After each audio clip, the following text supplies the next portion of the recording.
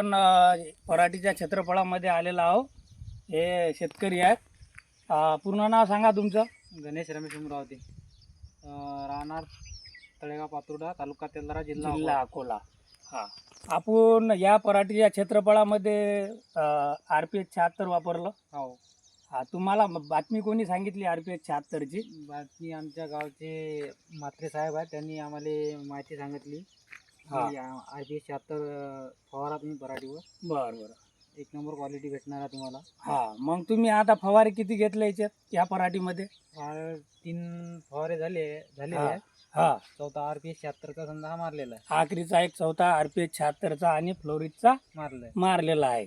तर तुम्हाला असं काय वाटलं की बा आपण RPH 76 मारलं, याच्यामध्ये काय फरक जाणला किंवा? म्हणजे बाजूच्या शेतामध्ये ते RPH 76 मारलेलं आहे, त्यांनी त्याच्यामध्ये मला फरक दिसला. हा, म्हणून त्यांना भेटलो, मला म्हणले RPH 76 मारलेला आहे बा आम्ही.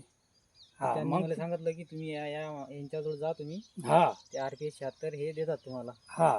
तर तुम्हाला असं काय वाटलं, आता फवारा काढला तुम्ही, तुम्हाला 8 ते 10 दिवस झाले असतील, तर त्यावेळेस पासून तुम्हाला असं काय वाटलं की बा आपल्या पराठीमध्ये काय बदल जाणून आला? बदल म्हणजे हा फवारा काढायच्या अगोदर पराठी पिवळी पडलेली होती. पिंगट पडलेली ती पराठी थोडी. हा मालही कमी होता थोडासा. हा RPH 76 फवारल्याने हा. फुलपाती जास्त आहे आणि वालही कव्हर झाला आणि मालही वाढ.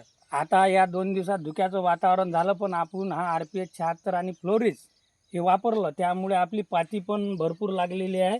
झाड दागा पाती पण फुलपाती मस्त लागलेली आहे आणि पाती गड झालेली नाही आहे.